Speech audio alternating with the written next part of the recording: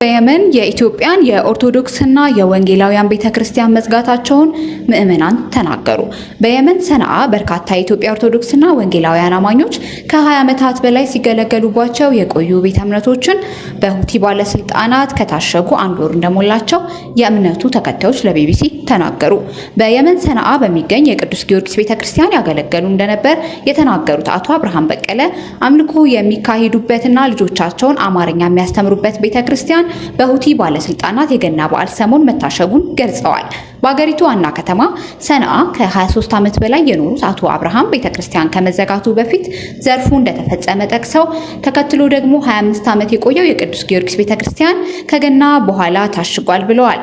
በሰንዓ ከ20 ዓመታት በላይ መኖሯን የተናገረች የፕሮቴስታንት እምነት ተከታይም እንዲሁ ከኦርቶዶክስ ቤተክርስቲያን በተጨማሪ ቪክቶር በሚባል ህንዳዊ ከ25 ዓመት በፊት የተቋቋመና ኢትዮጵያውያን የወንጌል አማኞች የሚያመልኩበት ስፍራ መታሸጉን ግለሰቡ በቁጥጥር ስር መዋሉንም ገልጻለች። የሁቲ አማጽያን ከኢትዮጵያውያኑ ኦርቶዶክስ ቤተክርስቲያን በፊት በፓስተር ቪክቶር የሚመራውን የወንጌላውያን ቤተ እምነት ማሸጋቸውን የምትናገረው ግለሰቧ መጽሐፍ ቅዱሶችና አንዳንድ ቁሳቁሶችን መውሰዳቸውን ጨምራ ተናግራለች። የኦርቶዶክስ እምነት ተከታይ የሆኑት አቶ አብርሃም በቀለ በበኩላቸው ከ3 ሳምንት በፊት የሁቲ ባለስልጣናት ወደ ቤተክርስቲያን በመምጣት ገንዘብና ንብረት ላይ ዘረፋ ፈጽመው እንደነበር አስረድተዋል። በኢትዮጵያ ኦርቶዶክስ ቤተክርስቲያን ስር የሚተዳደረውን የሰንዓ ቅዱስ ጊዮርጊስ ቤተክርስቲያን ከ25 ዓመት በፊት የቀድሞ ኢትዮጵያ ባህር ኃይል አባላት እንደመሰረቱ አቶ አብርሃም ይናገራሉ።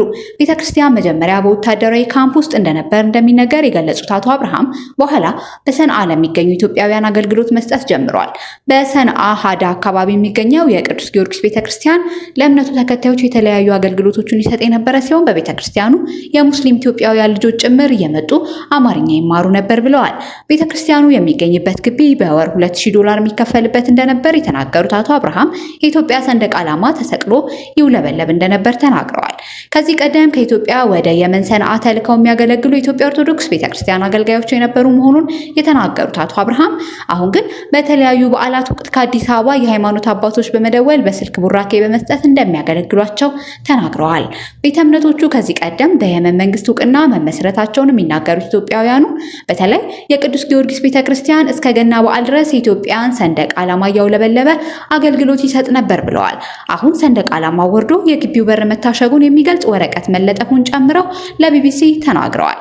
የቅዱስ ጊዮርጊስ ቤተክርስቲያን ላይ 5000 ያህል ኢትዮጵያውያን ኦርቶዶክስ እምነት ተከታዮች የሚያመልኩበት ስፍራ እንደነበር የተናገሩት አቶ አብርሃም አሁን ግን እዚህ ማምለክ አይቻልም በሚል መታሸጉን አስረድተዋል። ኢትዮጵያ የክርስትና እምነት ተከታዮች የሚያመልኩባቸው ቤተ እምነቶች ስለታሸገባት ምክንያት ከሁቲ ባለስልጣናት በይፋ የተሰጠ ነገር የለም። ቢቢሲ ያነጋገራት ኢትዮጵያዊቷ የወንጌል አማኝ በፓስተር ቪክቶር የተቋቋመው ቤተክርስቲያን በሁቲ ባለስልጣናት ወረራ ከተፈጸመበት በኋላ ለራሷ ደህንነት እንደሰጋች ገልጻለች። እኔ ራሴ ፈርቼ ነው ያለሁት ምኖረው ቀድሞ ፓስተር ይኖርበት በነበረ ቤት ውስጥ ነው። የኳየር ልብሶችና ሌሎች የቸርች እቃዎች እኔ ጋር አሉ።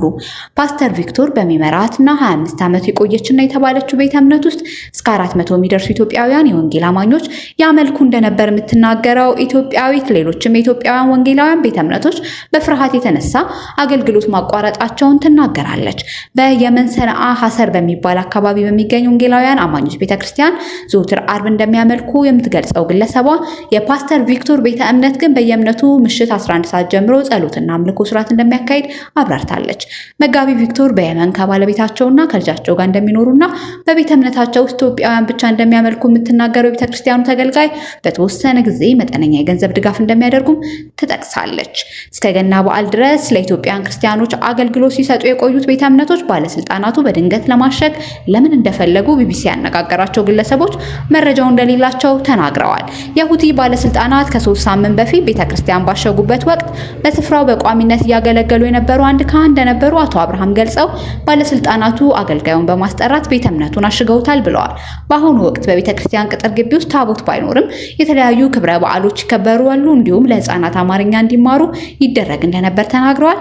በዚህ ዓመት ጥምቀት አላከበርንም ያሉት አቶ አብርሃም ከመታሸጉ በፊት ግን ለመስቀል ደመራ እንዲሁም ከገና በዓል በኋላ ጥምቀት እንዲሁም ዓመታዊ የንግስ ክብረ በዓላት በድምቀት ይከበሩ እንደነበረም አስታውሰዋል። ቢቢሲ ኢትዮጵያውያን ቤተ እምነቶች ላይ የተወሰዱትን የመዝጋት እርምጃዎች በተመለከተ ከሁቲ ባለስልጣን ምላሽ ለማግኘት የሚመለከታቸውን አካላት ለመለየትና ለማግኘት ያደረገው ጥረት ሳይሳካ ቀርቷል።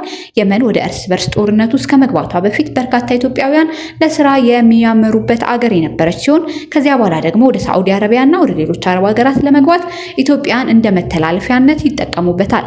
በአሁኑ ወቅትም ከፍተኛ ቁጥር ያላቸው ኢትዮጵያውያን በሀገሪቱ ውስጥ የሚገኙ ሲሆን ባለፈው የአውሮፓውያን ዓመት መጀመሪያ ላይ በተባበሩት መንግስት ድርጅት የስደተኞች ድርጅት የተመዘገቡት 16000 በላይ ኢትዮጵያውያን አሉ። ከዚህ በተጨማሪ በየመን ውስጥ ያልተመዘገቡና በአገሪቱ ውስጥ በርካታ ቁጥር ያላቸው ስደተኞችና ጥገኝነት ጠያቂ ኢትዮጵያውያን እንደሚገኙ ይታመናል። ይህ ሙሉ መረጃው የቢቢሲ ነው።